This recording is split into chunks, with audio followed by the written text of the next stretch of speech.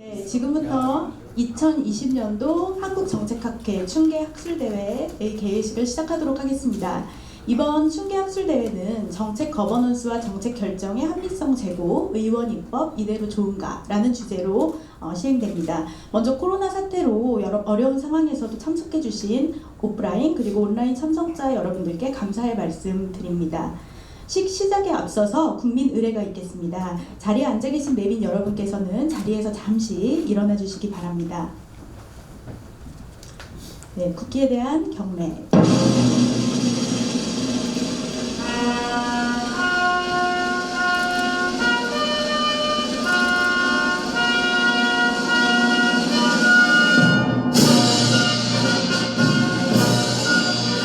나는 자랑스러운 태극기야. 자유롭고 정의로운 대한민국의 무궁한 영광을 위하여 충성을 다할 것을 굳게 다짐합니다.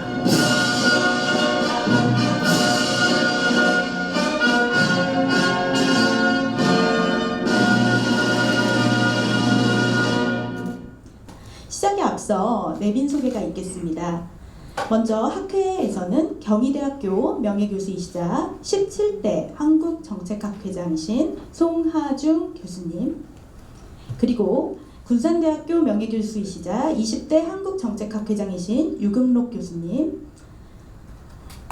네, 인하대학교 교수님이시자 26대 한국정책학회장이신 명승환 교수님, 마지막으로 강원대학교 교수님이시자 차기 회장이신 홍영득 교수님께서 자리해 주셨습니다.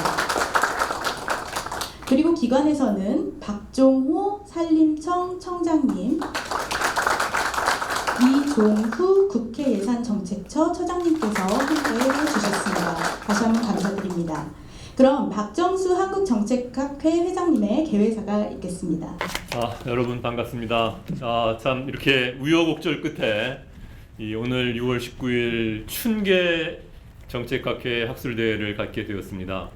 처음에 저희가 연구위원회 이렇게 구성하면서 올해 연구사업 정기학술대회를 어떻게 가져갈 것인가 고민을 하다가 저희가 4번 춘계, 하계, 추계, 동계 이렇게 4번 하는 것은 여러 가지로 적절치 않은 것 같다. 그래서 한 번을 빼고 3번만 가자라고 의사결정을 해서 춘계하고 추계, 동계를 1박 2일로 해서 가기로 결정을 했는데 지금 생각하니까 그게 너무 잘한 결정인 거죠.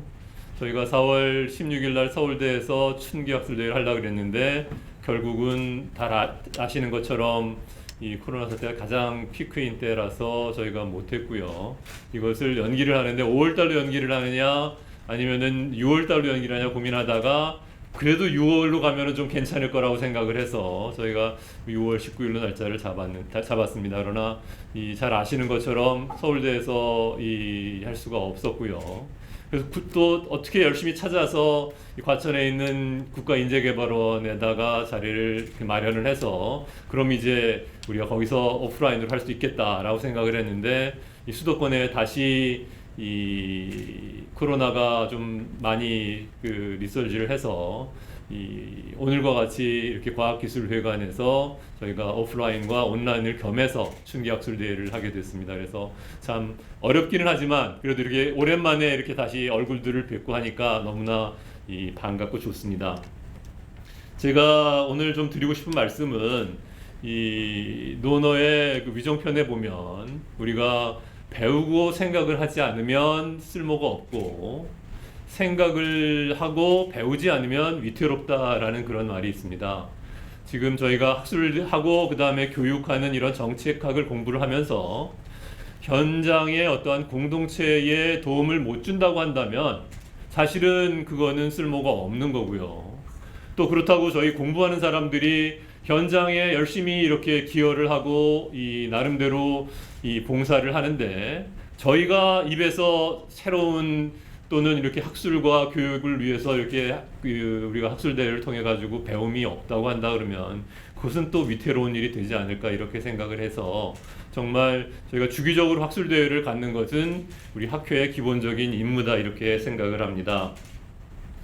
여러분들 잘 아시는 것처럼 우리가 BC하고 AC를 얘기하듯이 이제는 BC하고 PC를 얘기를 해야 될 것 같습니다. 우리가 before 코로나, 이제 포스트 코로나 해서 분명히 포스트 코로나 시대에서는 지금까지 우리가 당연시 생각했던 어떤 노멀이라는 그런 부분들이 더 이상은 이제 노멀이 아닌 것으로 될 가능성이 굉장히 많고, 저희가 의외로 이제 이거는 한 30년 뒤에, 한 40년 뒤에나 있을 일이다라고 생각했던 것들이 굉장히 빨리 현실에 다가오는 그러한 모습들을 지금 보고 있습니다. 그래서 사실 정책학을 공부를 하는 저희로서는 이게 융합과 그 통섭, 그리고 소통과 협업, 그리고 실천적인 해답을 내서 공동체를 인도해야 되는 그러한 저희의 어떤 미션을 생각해 본다 그러면, 저희가 최근 우리나라에서 벌어지고 있는 우리 양재진 연구위원장님 열심히 얘기하고 계시는 어떤 기본소득이라든지, 우리가 이러한 부분에 대해서 과연 정책학을 공부하는 사람들은 어떠한 솔루션을 저희가 머리를 맞댈 수 있는지, 사실 이것만이 아닙니다. 사실 저희가 미중 간의 갈등으로 인해서 사실 글로벌 밸류 체인이 완전히 이제 다른 모습으로 나타나게 될 가능성이 많은데, 그리고 엊그제 또 대북 정책 같으면 정말 이제 우리가 햇볕 정책으로 가야 되는 게 맞는 건지, 그렇지 않고 우리도 나름대로 준비를 해야 되는 건 아닌지라는 그러한 부분, 그리고 교육 정책도 그렇습니다. 여러분, 서울대에서 누가 A+를 받는가라는 그런 책을 한번 보면 우리나라의 교육이 아직까지도 암기 위주, 그리고 어떠한 그저 학습을 많이 하는 친구들이 A+를 받는 그러한 부분인데, 이제는 그러한 학습이 필요한 게 아니라 오히려 정말 창의적이고 비판적인 그러한 부분에 생각을 갖게 만드는 이 부분이 필요하지 않은가, 이렇게 생각을 합니다. 그래서 저희가 올해는 정책 거버넌스와 합리성에 천착을 해서 춘계학술대회는 의원 입법의 합리성 제고를 위한 그러한 고민하는 집단 지성을 오프라인에서 지금 가지려고 생각을 하고 있습니다. 우리나라의 어떠한 제도적인 형식주의는 정말 너무나 어떻게 보면 완벽한데, 이 부분이 너무나 이중적이어서 사실 정책 현장에서는 굉장히 많은 어려움을 호소하게 있는 것이 사실입니다. 그리고 이 정책학을 가르치는 우리로서도 이 정책학을 배우고자 하는 학문 후속 세대 또는 현장에 이제 투입이 되어야 하는 우리의 제자들에게 정책학을 어떻게 가르칠까 하는 부분에 대해서도 아마 오늘 세션에서 상당히 많은 논의들이 있을 거라고 생각을 합니다. 많은 말씀을 드리지는 않겠습니다. 오늘 아직까지 참석을 못 하셨는데 이 기조발제를 맡아주시는 최병선 선생님, 그리고 정책 대상을 받으시는 이 산림청의 박종우 청장님, 그 다음에 이종우 예산정책처장님 경하를 드립니다. 그리고 뿐만 아니라 오프라인 그리고 온라인에 참여한 모든 세션의 사회자들, 그리고 발제자들, 그리고 토론자분들, 특히 기획 세션에서 우리가 오프라인으로 진행을 하고, 우리 최 교수님 같은 경우는 이 스웨덴에서 이렇게 멀리서 또 와주시기도 했고요. 이 학회 홈페이지 그리고 페이스북에서 현장 생중계로 진행이 됩니다. 녹화로 또 학회 홈페이지에서 다시 볼 수도 있으니까 여러분들 정말 간만에 얼굴 보시고 흔쾌하게 서로의 머리를 맞대면서 저희의 집단 지성을 다시 한번 발휘해봤으면 좋겠습니다. 대단히 고맙습니다. 네, 다음으로 정책 대상 시상식이 있겠습니다. 한국정책학회의 제20대 학회장님이시자 정책 대상 선정위원장이신 유금록 위원장님께서 정책 대상의 의미와 선정 절차를 말씀해 주시고 2020년도 정책 대상 수상자를 공표해 주시겠습니다. 네, 반갑습니다. 난 오늘 그냥 상만 주면 되는 걸로 알고 잡석했는데 또 의의까지 다 얘기하라 보니까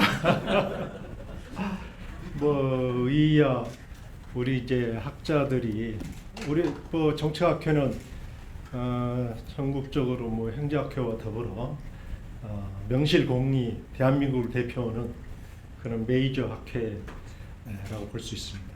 많은 그 유능한 학자들이 그 포진하고 있기 때문에 우리 학회에서 제시하는 정책의 어떤 대안 같은 그런 것들은 굉장히 합리적으로 많은 것들이 제시되고 있지만 현실 실무에서는 반드시 그렇게 그게 대부분 반영되지는 않고 있는 것 같습니다. 그만큼 현실 사회가 상당히 복잡한 것 같고요. 어쨌든 뭐 이론도 중요하지만 실제 적용해서 어떤 성과를 내는 게 나는 정책의 경우는 더 중요하다고 생각이 되고 뭐 국내외적으로 요즘은 그런 추세로 좀 가고 있는 것 같습니다. 그래서 실제 이제 정부에서 어떤 그 성공 사례로 볼 수 있는 그런 것들을 발굴해서 저희들이 지금까지 이제 시상을 해오고 있습니다. 그 전에는 이제 공공 부문을 하나로 묶어가지고 연말에 한번 시상을 했는데 제가 2012년도 학회장 할 때 그 세 분야로 나눴습니다. 중앙정부하고 지방자치단체, 공공기관 그 특성이 다르기 때문에 그래서 지금까지 뭐 여러 단체에서 수상을 한 걸로 알고 있습니다. 오늘 뭐 그 수상자는 우리 양재진 간사가 발표하는 거 이런 거 수상기관 이런 거 하여튼 나왔으니까 정책 대상은 지금 산림청에서 지금 받기로 돼 있죠. 정책 대상은 근데 우리 그리고 이제 정책상이 이제 국회 예산정책처 두고 거기서 받게 되어 있습니다. 근데 이제 저희들 그 절차를 간단히 말씀드리면은 우선 그 정책 대상 후보로 5분이 추천받게 돼 있어요. 양식을 보니까 5분들 보니까 전국적으로 상당히 명망 있고 학식이 있는 분들인데 하여튼 뭐 그렇게 추천이 다 들었습니다. 두 군데에서 5분씩. 그리고 금년에는 정책 대상 심사위원, 심의위원을 6분이 받도록 이렇게 했고요. 저 포함해서 7명이 심사했습니다. 그러니까 12명이 심사하는 거예요. 산림청의 경우는 뭐 그전에도 뭐 수상을 뭐 하고 잘 해오신 걸로 알고 있는데 특히 이제 상당히 그 산림청장님께서 많은 그 과거와 좀 패러다임 바꿔서 지금 시행을 하고 있는 것 같고 한마디로 얘기하면 도시 숲 정책 지금 뭐 우리가 삶의 환경이랄지 삶의 질 이런 것들이 환경 문제가 굉장히 중요하지 않습니까? 그래서 미세먼지 배출을 할 수 있는 도시 숲 정책. 또 하나는 이제 뭐 발전소랄지 여러 그런 미세먼지를 배출하는 곳에 대한 그 미세먼지 차단 도시 숲 정책. 특히 도시 뭐 바람길 숲 정책. 이것은 굉장히 저도 마음이 와닿았고요.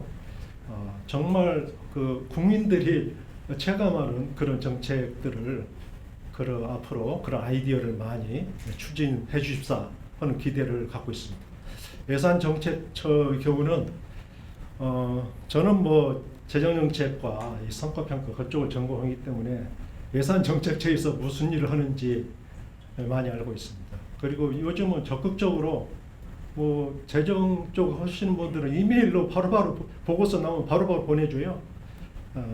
그래서 이제 과거도 잘했지만 지금에 와서 상당히 적극적으로 또 예산이랄지 정책 문제 이슈에 관해서 또 재정 통계 그런 것들을 잘 다루고 있고 그 추천해 주신 분이 그 김태리 교수님이 학자죠. 김태리 교수님 대표 추천이던데 공적서를 보니까 2019년에서 2028년간의 8대 사회보험의 재정 전망 보고서를 이제 작성해서 재정 수지 흑자가 2019년에 35조 5천억에서 2018년에 20조 8천억으로 감소한다. 그런 이제 미래 전망을 제시해주고 뭐 예산 정책 연구 발간하고 여러 가지 했던데요. 저는 제가 보기에는 뭐 그건 일부분 같습니다. 상당히 그때 매월 뭐가 나오고 있어요. 매월 재정 동향이랄지 산업 동향이랄지 또 주요 정책 이슈 보고서. 근데 재정 문제에 관해서는 국회 예산정책처의 역할이 굉장히 중요하다고 생각이 듭니다. 재정 문제는 이제 국가에서 재정 정책을 추진하는 것은 그 정책 목표가 있고 이제 실제 긴급하게 해야 할 문제가 있으니까 그것은 이제 그런 대로 이제 하는 거고, 학자들은 상당히 좀 객관적인 얘기를 미래의 청사진을 담아서 얘기할 필요가 있고요. 그것도 학자들이 하는 얘기도 좀 강하게 나오지 않고 있고, 예산 정책적에서는 나름대로 뉴트럴하게 그런 이 얘기를 하고 있는 걸로, 뭐 그것도 나는 대단하다고 생각합니다. 그렇지만 그런 이제 여기저기서 나오는 그 재정 문제에 관해서 특히 이제 재정 건전성이랄지 재정의 지속 가능성 문제, 그것은 학자나 연구기관에서 내줘야 해요. 객관적인 얘기를. 그것을 어떻게 받아들이냐, 그것은 이제 다른 문제고요. 그런 차원에서 상당히 기여를 하고 있다고 생각합니다. 같이 그냥 정책 대상 드렸으면 좋습니다만은, 우리 심사위원들이 너무나 그냥 깐깐해가지고 하여튼 뭐 종이 한 장 차이예요. 그리고 정책 대상을 또 남발하기도 좀 그렇잖아요. 이상으로 경과를 받습니다. 네, 수상하신 두 개의 기관 그리고 기관장님께 축하의 말씀드립니다. 다음으로 상패 수여를 진행하도록 하겠습니다. 먼저 산림청 정책대상 시상이 있겠습니다. 박종호 청장님 앞으로 나와주셨고요. 네, 한국정책대상 중앙부처 부문 산림청 청장 박종호. 기한은 진취적인 공직감과 탁월한 지도력으로 중앙부처의 사업과 정책의 성과를 높이는 데 크게 기여하였습니다. 한국정책학회는 그 공로를 높게 평가하여 기한을 제9회 한국정책대상 중앙부처 부문 수상자로 선정하고 이 상을 수여합니다. 2020년 6월 19일 한국정책학회 정책대상 선정위원장 유금록 회장 박정수.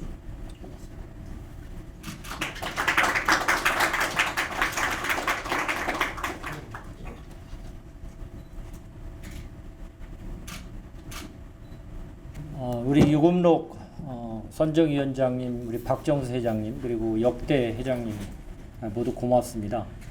저희들이 도시숲 이렇게 하고 있는데 저희들이 이제 산간 오지에서 나무 심고 가꾸고 산불 끄고 병해충 하던 정책의 고유 미션하고 도시화율이 90%가 됐기 때문에 도시에서 뭔가 인프라 만들고 산림복지 서비스, 그 다음에 아까 우리 선정위원장이 말씀하신 미세먼지나 이런 부분들에서 조금 정책적인 주요 타겟으로 하지 않으면 앞으로 미래의 사람 중심의 산림 정책을 해나가기가 굉장히 어려울 것 같아서 현 정부 들어서서 저희들이 정책의 패러다임을 좀 바꿨고요.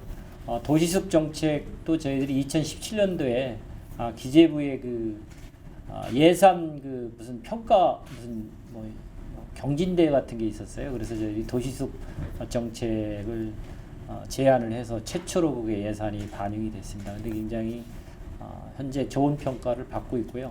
오늘 이 주신 대상은 저희 기관으로서 굉장히 부족한데 굉장히 영광이고요.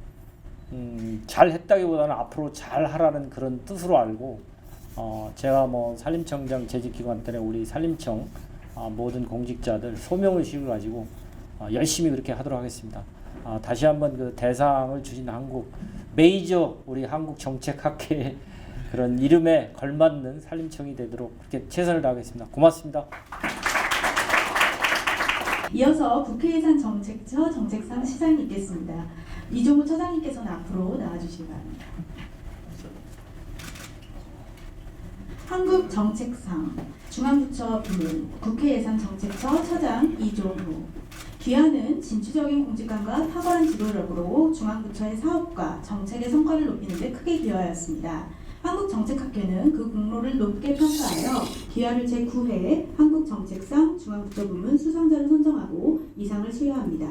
2020년 6월 19일 한국정책학회 정책대상 선정위원장 유금록, 회장 박정수.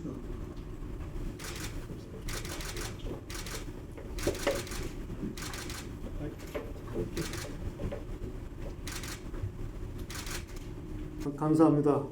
어떤 이렇게 귀한 상 주신 점 정말 다시 한번 감사드립니다.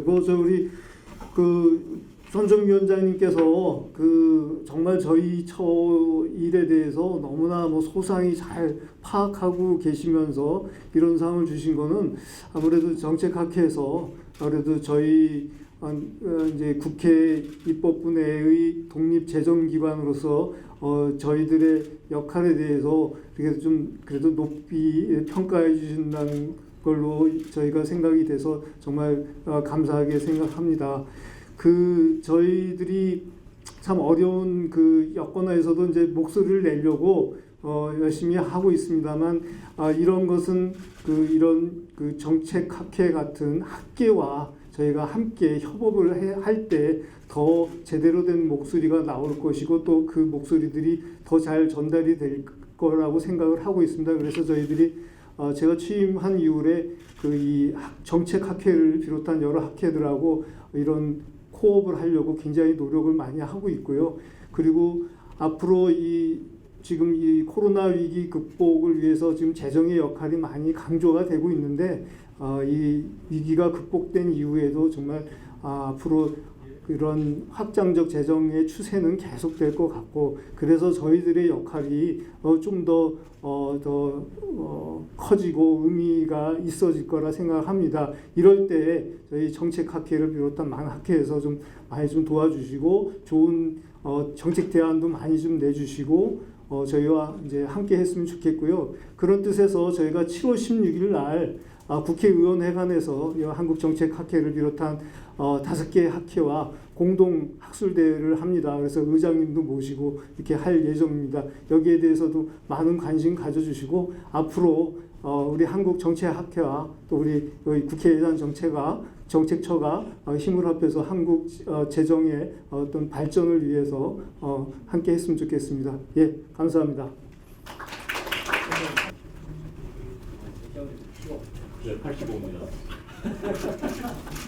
축하드립니다. 웃으셔요. 잠시만요. 네. 그래도 상 받은 거라고 지금 이제 알아야 되니까. 성화도 양쪽 다 가져요? 네. 안 받을까요? 여기 이쪽. 이쪽.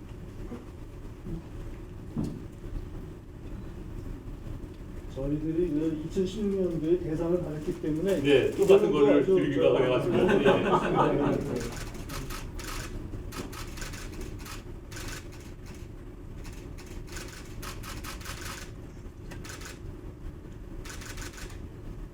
예, 축하드립니다.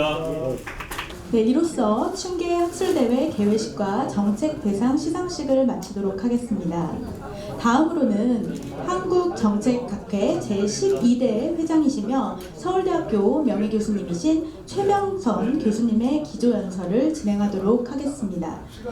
최병선 교수님은 서울대학교 경영학과에서 공부하시고 하버드대학교에서 정책학 박사학위를 받으셨습니다.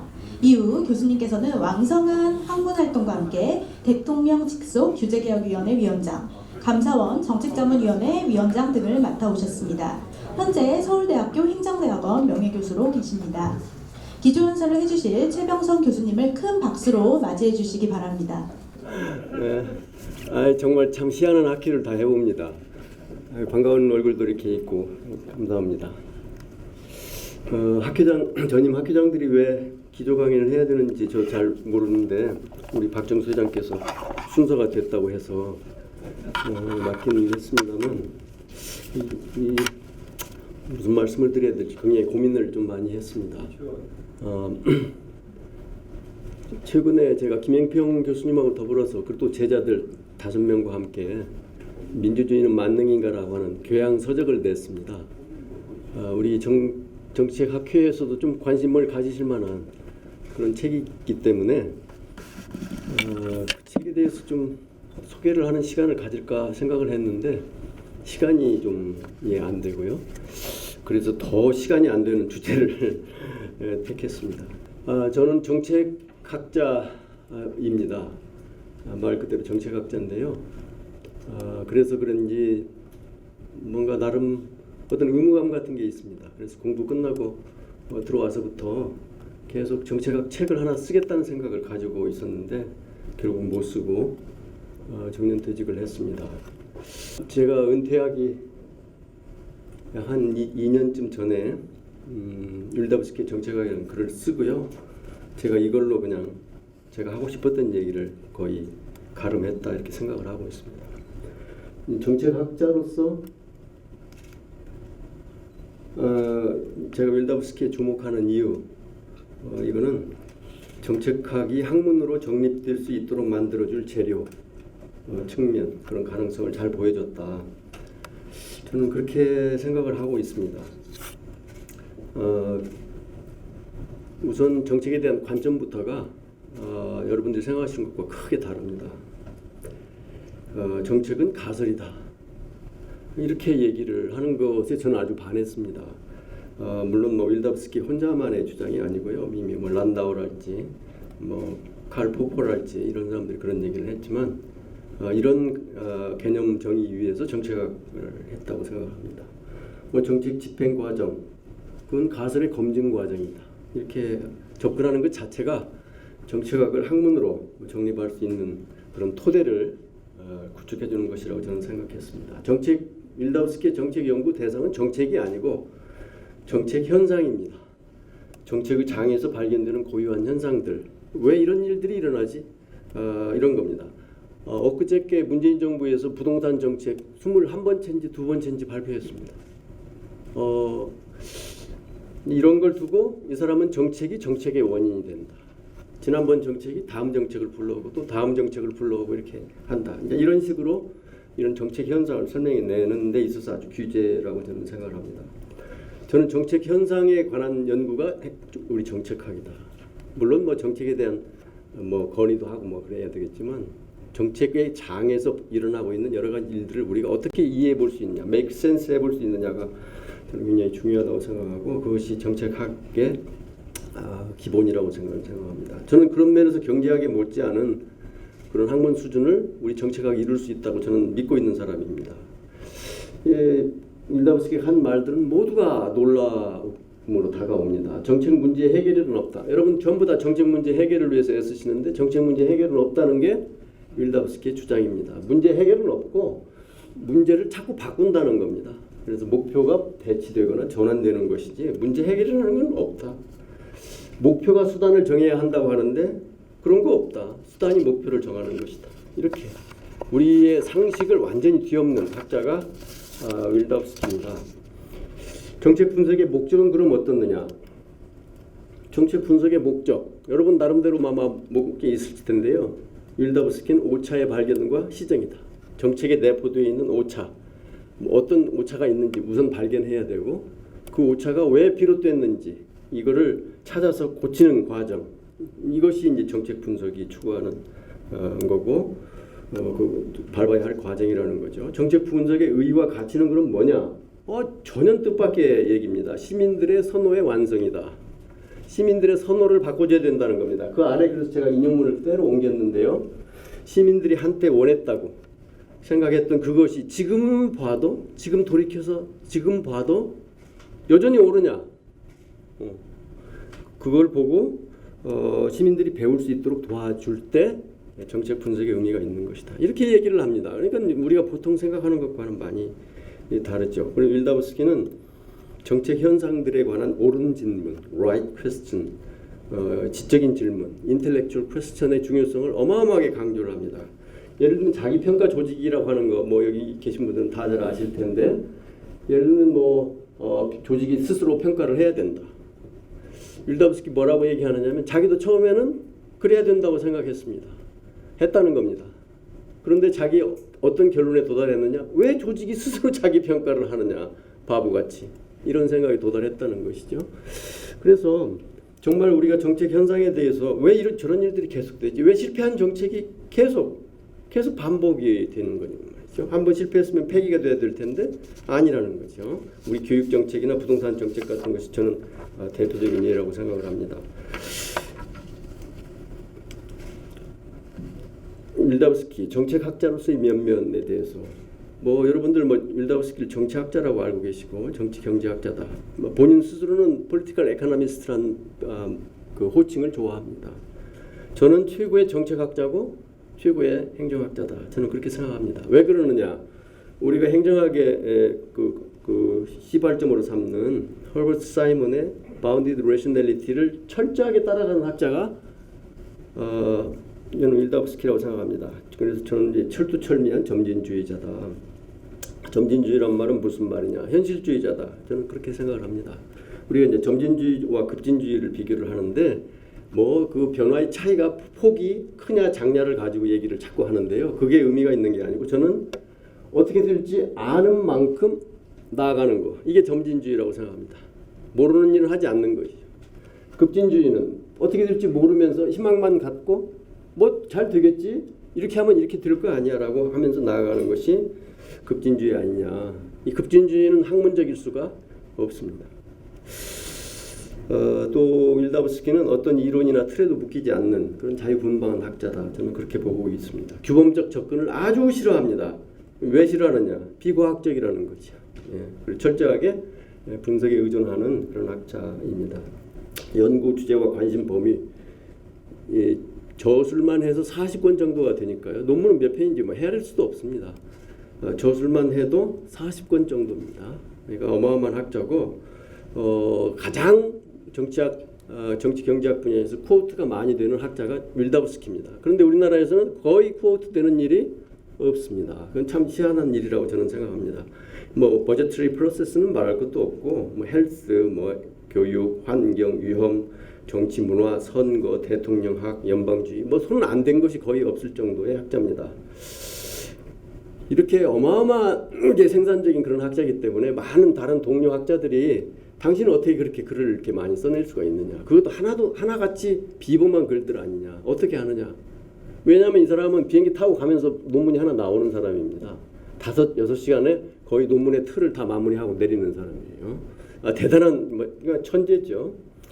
근데 이제 자기가 이제 그런 질문을 많이 받다가 보니까 책도 하나 펴냈는데요. 제 글 속에 거기 크래프트 웨이즈라고 하는 그 책이 바로 그 책입니다. 거기 보게 되면 자기가 교수 학자로서 어떻게 살아왔는지가 잘 기록이 되어 있습니다.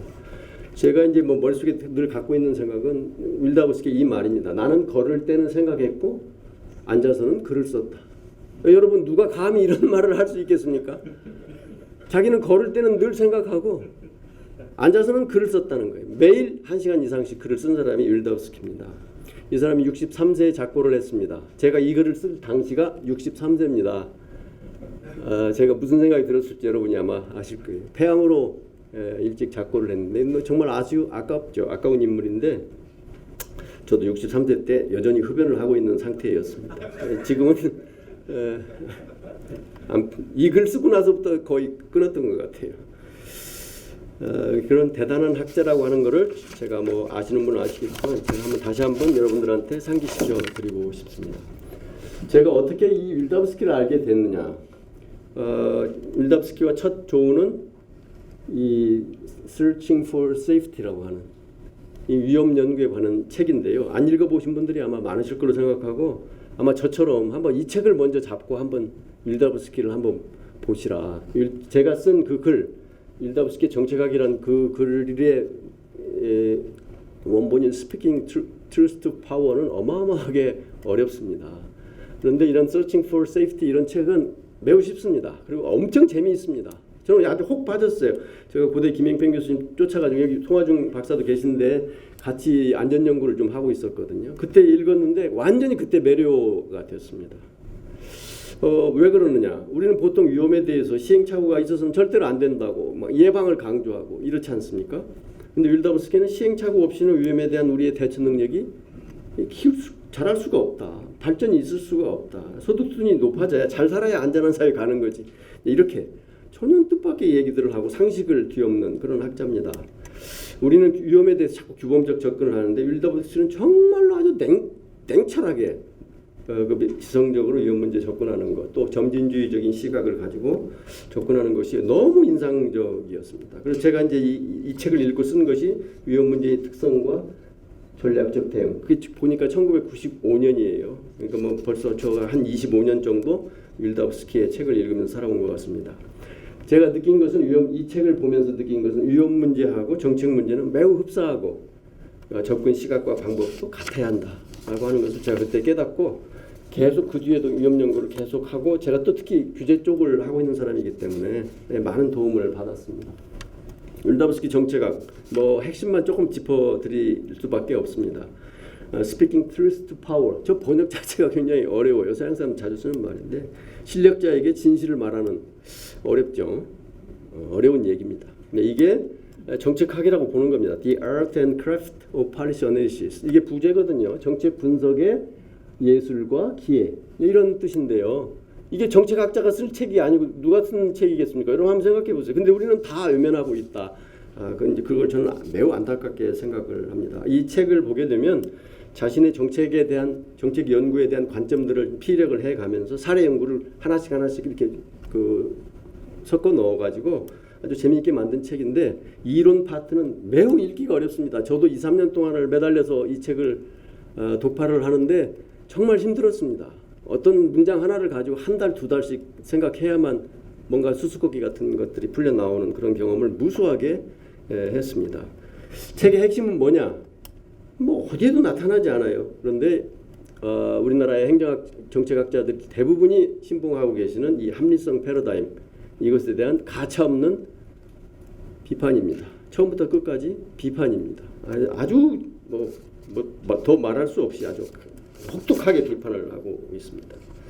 자, 그거를 한번 간략하게 한번 여기 합리성이라는 말에 따옴표를 붙여 쓰고 있는 이거에 대해서 여러분이 주목을 하실 필요가 있습니다. 왜 합리성에다 따옴표를 붙이느냐? 자기가 볼 때는 규범적으로도 실증적으로도 틀렸는데 합리성이라는 이름을 갖다 쓰고 있으니 참 이런 뜻입니다. 윌다우스키 정책학과 여러분 받으신 핸드아웃에 있습니다. 거기에 이렇게 있는데 이 표를 가지고 제가 간략하게 설명을 먼저 정책의 개념, 문제 해결을 위한 행동 지침이다. 그렇게 보지 않습니다. 정책은 가설이다. 이런 정책을 쓰면 이런 결과가 나올 것이다. 라고 하는 그건 가설입니다. 그렇죠? 그러니까 정책은 가설과 똑같은 지위에 있다. 학문적으로 볼 때. 이렇게 보는 겁니다. 두 번째, 이 순서는 제가 정해서 말씀드리는 겁니다. 정책의 출발점. 정책 문제는 주어져 있다고 지금 우리나라 학자들은 대체로 그렇게 보고 있죠. 정책 문제, 그거야 그거 그렇고 이미 정해져 있는 거 아니냐 이런 거죠. 근데 주택 시장의 안정화 이렇게 그냥 생각하는 거죠. 근데 정책의 출발점 그런 거 아니다 하는 거죠. 정책 문제 보기 나름이고 연구하기 나름이고 뭐 어떤 정책 담당자가 어떻게 정책 문제를 설정하느냐에 따라 출발점은 다 달라진다라고 보는 거고요. 정책이 정책의 원인이 되기도 한다. 그 정책이 있기 때문에 그 다음 정책이 나오는 경우가 무수히 많다. 이런 말씀이죠. 그 다음에 세 번째는 정책 분석 왜 하는 거냐? 뭐 문제 해결하려고 하는 거 아니야? No, 그렇지 않습니다. 왜 이 정책이 우리가 의도했던, 우리가 기도했던 결과를 가져다 주지 못했느냐? 이걸 찾아내는 것이 정책 분석이라고 얘기를 하는 겁니다. 이게 바로 과학적인 정책에 대한 접근이죠. 무슨 말씀인가 제가 너무 길게 설명할 시간이 없기 때문에 좀 답답하긴 합니다만 제가 좀 감이라도 좀 잡으셨으면 좋겠어요. 왜 내가 기대했던 것과 이런 오차가 발생했냔 말이죠. 예컨대 교육 정책 이렇게 피하면 이런 결과가 나올 거라고 생각했는데 이거 엉뚱한 결과가 나왔단 말이죠. 왜 그랬지? 이렇게 찾아가는 그래서 정책을 자꾸 개선해 가는 이것이 정책 분석의 목적이다. 이렇게 얘기를 하는 겁니다. 정책 분석의 의의 이건 뭐 사회 문제 해결이다 이렇게 우리가 생각을 하는데 아닙니다. 정책 분석 왜 하느냐? 해결할 가치가 크고 가능한 문제를 정말 자꾸 발견해 가는 거예요. 그래서 이거를 art라고 The Art of Policy Analysis라고 이렇게 말을 하고 있는 겁니다. 그리고 해결책을 정당화하는 이 말도 좀 여러분 참 이해가 하기 굉장히 어렵죠. 해결책을 정당화한다. 이제 영어로는 이제 justification인데요. 그걸 이제 craft라고 얘기를 합니다. 그다음에 목표, 수단, 자원의 관계. 여러분은 목표가 최우선이죠. 그래서 목표가 정해지면 그 다음에 최적 수단을 찾아야 되고 모든 자원을 다 동원해서 그 목표를 실현해야 된다고만 생각하는데 천만의 말씀. 윌다우스키는 그렇게 보지 않습니다. 목표와 수단은 서로 영향을 주면서 바뀌어가는 것이다. 집행 과정에서 정책 수정은 불가피하다고 보아야 할 경우가 많다. 예컨대 정책 집행이 원래 정책으로부터 벗어나게 되면 우리는 다 잘못됐다고 생각하는데 아닙니다. 윌다우스키는. 그거는 현실적 필요 때문에 그렇게 가는 것인데 그걸 나쁘다고 얘기한다면 누가 나쁜 것이냐? 이런 말씀이죠. 그 다음에 정책 분석의 모두. 이건 뭐 너무나 어려운 얘기라서 넘어가도록 하겠습니다. 정책 분석과 시민. 우리가 정책 분석, 합리성 패러다임에서는 정책 분석가가 주역이 되죠. 그리고 시민은 그냥 객체입니다. 그런데 윌다우스키 정책 분석에서는 시민들을 정책 분석가로 정책을 제대로 볼 수 있게 만들어주는 이것이 정책 분석가들이 담당해야 할 역할이라고 보는 겁니다. 그래서 시민들이 고객입니다. 그래서 결국 국민들이 바랄 만한 것을 바라도록 되지도 않을 일을 바라지 않도록 예컨대 사교육 폐지해라. 아무리 해도 사교육 폐지할 수 없습니다. 그런데 자꾸만 그래야 된다고 생각하고 접근하게 되면 엉터리 짓을 안 할 수가 없는 거겠죠. 그래서 이제 여기 제가 몇 가지 예를 들어서 이미 몇 가지는 말씀을 다 드렸습니다만 합리성 패러다임 뭐 우리가 보통 하고 있는 게 합리성 패러다임입니다. 근데 이거에 대해서 목표를 명확히 수립을 하고 최적 수단을 선택을 해야 된다는 이 말에 대해서 목표에 따라서 수단이 선택된 천만의 말씀. 수단이 목표를 좌우한다. 수단보다 더 중요한 것이 자원이다. 자원이 이용 가능한 수단의 범위를 제한한다. 자원과 수단이 허용되는 범위 내에서 목표가 설정돼야지 그렇지 않으면 다 쓸데없는 짓들이고 엉뚱한 짓이고 차라리 안 하는 것만 못하는 짓을 하는 것이다. 그것이 합리적인 목표 설정이다. 목표라는 거 우리는 목표를 명확히 해야 된다고 얘기하는데 윌다우스키는 천만의 말씀 목표는 항상 복수고 멀티플이고 스펠링 틀렸네요.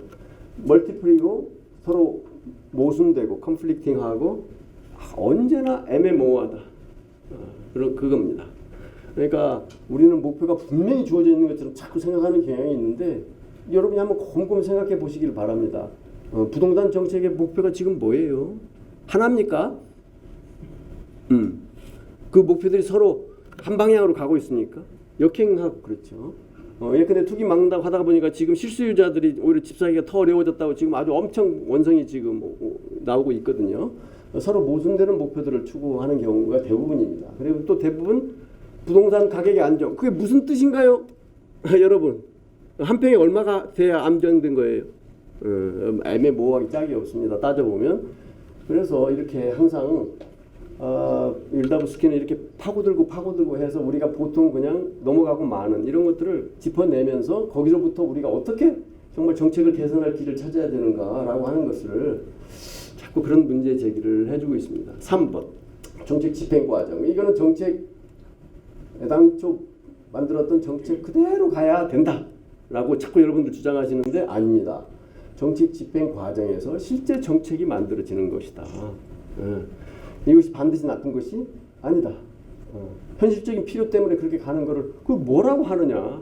자, 예컨대 여러분들 인생 목표가 있습니다. 어렸을 때는 남자들은 소방관, 여자는 공주인가 뭐 그렇죠. 그럼 우리나라는 소방관과 공주밖에 없습니다. 근데 그런가요?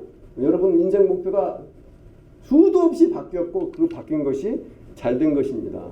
지금 공주 하실래요? 양 교수님 소방관 하실래요? 예, 어렸을 때 그때 생각에 소방관이 멋졌죠. 그래서 우리 목표의 대치 현상 이런 거 있어서는 안 된다고 우리 주장하고 있습니다. 근데 불가피한 경우가 많고 그거 불합리한 거 아니다. 목표를 대체하는 거 그게 합리적인 것이다. 이렇게 얘기를 하니 참 미칠 노릇입니다, 여러분들. 자, 그다음에 4번 합리성 패러다임에 의한 평가. 이거는 필연적으로 정책을 잘못된 방향으로 정책 연구를 잘못된 방향으로 끌어간다. 이 정책이 원인이 되게 만드는 중요한 현상이 바로 이겁니다. 여러분이 바로 이 현상에 크게 기여하고 있는 건 아닌가라고 자문해 보시기를 바랍니다. 내가 제안한 정책 때문에 이 개판이 자꾸 돼가는 게 아닌가. 제가 여기 여러분 한번 보세요. 정책 문제는 해결되지 않는다. 해결되기보다는 완화되고 대치되고 전환되고 그래도 안 되면 슬그머니 시야에 사라지고 만다. 문제가 해결되었다라고 하는 말은 개선을 목표로 삼는 활동의 약칭에 불과하다. 대부분의 문제는 재정이 된다. 문제 자체가 다시 정의되는 것이지 원래 문제가 해결되는 법은 없다. 해결될 수 없는 문제들을 해결될 수 있는 퍼즐로 대체하는 방법으로 우리가 문제를 접근해 가는 것이지 문제 해결 그런 거 없다 이거예요. 예컨대 의료 수가도 낮게 하고 의료의 질도 높게 한다. 그런 거 처음부터 불가능하다는 겁니다. 근데 우리는 자꾸만 그런 거를 추구를 해요. 그러면 당연히 왜곡이 생길 수밖에 없죠. 그래서 윌다버스키는 우리가 어떤 것을 정책 문제로 디파인 할 것이냐 이거를 가장 중시합니다. 근데 한번 우리 정책학교의 학자분들도 그 생각을 좀 한번 해보셨으면 좋겠어요. 자기가 정말 제기하는 이 문제가 정말 올바른 정책 문제 제기인지에 대해서 생각해 봐야 되고요. 거기에 이게 그야말로 예술이라고 창조적 예술이라고 그렇게 부르고 있습니다. 윌다버스키는.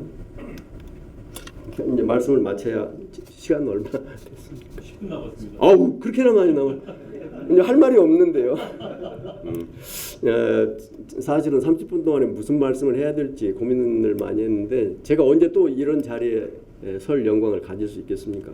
정말 아마 전 마지막이라고 생각을 하고 정말 여러분들한테 꼭 남기고 싶은 그 말씀을 찾다가 보니까 그리고 이렇게 됐습니다. 근데 역시 짧은 시간에 제가 하고자 하는 말을 다 할 수는 없는 거창한 주제인 것 같습니다. 그러나 윌다버스키에 대한 정책학자들의 관심 저는 그걸 정말 강추하고 싶습니다. 한번 읽어보시기 바랍니다. Searching for Safety부터 한번 시작을 한번 해보시면 여러분도 아마 흠뻑 빠져드실 거라고 저는 생각을 합니다. 제가 이 글을 쓰면서 김영평 교수님의 도움을 많이 받았는데 무수하게 돌려보면서 고쳐달라고 하고 그랬는데 그 어려운 그 윌다버스키 얘기를 누가 이렇게 풀어낼 수 있겠느냐. 당신밖에 없으니 당신 고집밖에 없으니 잘 해내라. 이렇게 격려도 해주시고 해서 그냥 냈습니다만 제가 정말 윌다버스키 하고 싶었던 말을 제대로 이해하고 한 것인가에 대해서는 여전히 자신이 없습니다. 그러나 제가 어떤 학자의 업적을 대표적인 업적을 가지고 2-3년 동안 매달린 적은 거의 없습니다. 거의. 그런데 윌다버스키는 지금도 저를 항상 흥분하게 만드는 그런 학자고 어떤 글을 읽든지 늘 새롭습니다. 이런 학자가 있을 수가 없어요. 어떻게 63세에 죽었는지 참 고맙습니다. 그렇지 않았으면 우리가 머리가 터질 뻔했잖아요. 특히 행정학이나 정책학을 처방학문이라고 자꾸 이렇게 얘기하면서 오히려 처방학문이 진짜 학문하는 것처럼 실용적인 학문이라고 이렇게 자부심을 가지시는 분들도 있으신 것 같아요. 저는 정말로 싫어하는 말이 이 말입니다. 저는 행정학도 그렇고 정책학도 그렇고 처방학문이라고 생각하지 않습니다. 정말로 훌륭한 학문들이다. 이론적으로 얼마든지 깊어질 수 있는 그런 학문들이고 정말 대접받아야 될 그런 학문인데 왜 이렇게 나날이 제 위치를 잡지를 못하고 자꾸 유상이 자꾸 추락을 하느냐. 이거에 대해서 정말 안타깝게 생각하는 사람 중에 하나입니다. 정말 무엇이 정말 우리가 학자, 정책학자, 행정학자로서 연구할 가치가 있는지 그런 문제가 어떤 문제인지 이거를 우리가 곰곰 생각해 보면서 가야지 자꾸만 무슨 현실 문제 해결을 앞세우면서 자꾸 잘 설익은 정책을 자꾸 쏟아내는 것이 우리 학자들이 할 일이 아니다. 그건 얼마든지 다른 사람들이 많이 합니다. 여러분 신문 보세요. 이래야 된다 저래야 된다. 기자들이 뭐 알겠습니까? 근데 그냥 그렇게 하고 있잖아요. 우리 학자들은 당신 말이 틀렸다. 이러이러한 점에서 잘못됐다. 그렇게 하니까 우리가 자꾸만 이런 악순환에서 벗어나지 못한다. 이렇게 얘기를 해줘야 저는 학자가 본연의 역할을 하는 것이라고 저는 생각합니다. 여러분이 윌다버스키 한번 만나면 영영 헤어지기가 어려울 겁니다. 아마 사랑에 빠지지 않을 수가 없을 거라고 저는 생각해요. 저는 그랬습니다. 그래서 이전과 이후가 크게 달라졌습니다. 이전이라고 해봐야 저희가 88년부터 학자생활을 시작했으니까 그렇습니다만 95년에 제가 이 윌다버스키를 만난 이후에 제 삶은 사실은 윌다버스키를 빼고는 좀 생각하기가 좀 어려운 제 모든 글이 사실 윌다버스키와 관련이 있는 글들입니다. 그럴 정도로 저는 윌다버스키를 좋아하고요. 존경합니다. 학문의 깊이, 재미 이거 느껴야 되지 않겠습니까?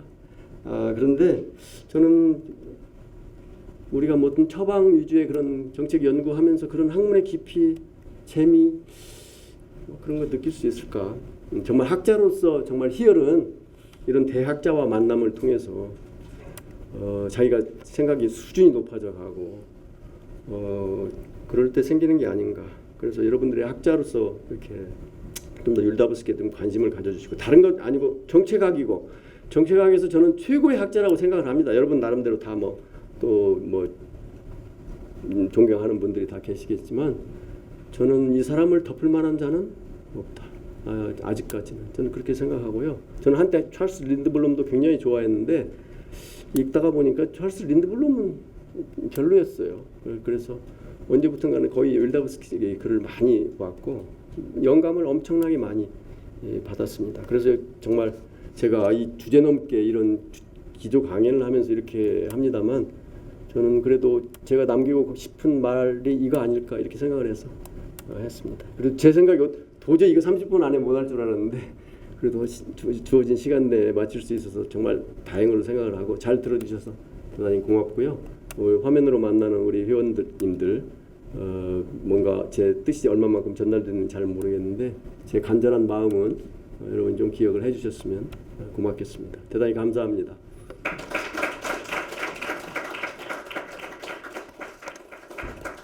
최정선 교수님 기조연설 대단히 감사드립니다. 밀답스키 책을 쓰신 거 밀답스키에 관한 책을 아니야 이 논문 저 논문은 제가 우리 학회보나 우리 서울대학 행정대학원에서 나오는 행정논총이나 이런 걸 늘 받아보면서 아쉬움이 뭐냐면 뭔가 좀 깊이 모든 회원들이 관심을 가지고 읽을 만한 글들이 좀 너무 없다.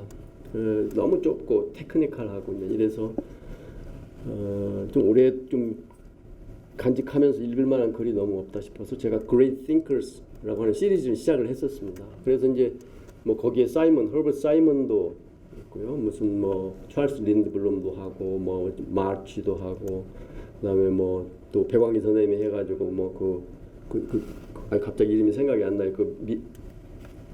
미국의 민주주의 그 누구죠? 알렉스. 잠깐 이게 알렉스 뭡니다. 토크빌. 예, 알렉스 토크빌도 하고 그런 이제 제가 이제 거기에 윌다우스키를 한 겁니다. 그래서 이제 길게 썼죠. 길게 쓸 수 있었기 때문에 그게 아마 한 3-40페이지는 거의 한 50페이지 60? 네. 저거 제가 그때 편집위원장을 하면서 편당 200만 원씩 드렸습니다. 근데 이제 제가 그 편집위원장 그만두면서 좀 흐지부지 돼가지고 저는 그걸 이렇게 쭉 모아가지고 책을 냈으면 하는 그런 생각을 가지고 추진을 했었는데 우리나라에서 모든 것 박정수 회장님 아마 요새 열심히 하고 계실 텐데요. 1년밖에 못 갑니다. 그러니까 그래서 그때 제가 상당히 의욕을 가지고 했던 글이고요. 그래서 제가 이제 충분히 썼다고 제 나름대로는 충분히 썼는데 아마 여러분이 읽으시면 굉장히 어렵겠지만 아마 윌다브스키의 정책에 대한 어떤 시각이나 관점을 그 정도만이라도 정리를 해내시기는 굉장히 어려울 것이다. 제가 2-3년을 했으니까요. 제가 머리가 멍청해서 그랬는지 모르겠습니다만 제가 2-3년 동안을 붙들고 계속 그 사람이 했던 말 몇 줄을 가지고 계속 머릿속에서 이고 다니면서 생각을 했거든요. 그래서 이 말이었는데 내가 왜 이런 말을 깨닫지를 못하는 것인가. 윌다우스키 글은요 굉장히 빠릅니다. 속도가 굉장히 빨라서요 자꾸만 길을 잊어버려. 이 사람 왜 이게 무슨 소리야, 앞에하고 연결이 안 되는 것 같은데 이해를 하고서 보면 다 연결이 돼요. 그러니까 이제 이건 수준의 차이라고밖에는 달리 표현할 방법이 없어요. 그러니까 그냥 그 앞에서는 꼬박 죽을 수밖에는 없는데 이제 뭘로 자유를 하느냐. 그래도 내가 이해는 했다. 네. 이렇게 굉장히 독특한 학자고요. 아마 자존심이 엄청 강했던 걸로 제가 생각을 합니다. 굉장히 외로웠다고 하고요. 늘 그 사람 사진은 거의 다 담배 피고 있는 모습의 사진입니다. 늘 담배 물고 있는, 그러니까 늘 생각에 잠겨 있는 그러니까 결국 폐암 갔을 것인데요. 그래서 이제 그 책을 챕터가 많고 상당히 두꺼운 책입니다. 근데 거기에서 이론적 파트를 제 나름대로는 이제 정리를 한 것이 오늘 여러분 이제 핸드아웃을 받으신 그것인데 찬찬하게 한번 읽어보시고 하시면은 상당히 좋은 길잡이가 되지 않겠는가 이렇게 생각을 하고요. 꼭 그렇게 되면 거기서 그치지 마시고 하나 이제 정말 윌다우스키의 글을 잡고 한번 읽어보시라. 물론 재무행정 하시는 분들은 예를 들면 아마 The Budgetary Process 이런 것들 좀 읽으시지 않았을까 저렇게 생각이 드는데요. 어떤 책을 읽어도 재미있습니다. 사실은 다른 책은 굉장히 쉬워요. 그런데 이 책만 유독 어렵습니다. 이 책만 제가 정말 힘들었어요. 그래서 제가 책을 쓴 건 아니고 윌다브스키의 사상을 특히 정책에 대한 관점과 시각을 내 나름대로 정리를 한 거. 네네. 한번 해주시면 고맙겠습니다. 네.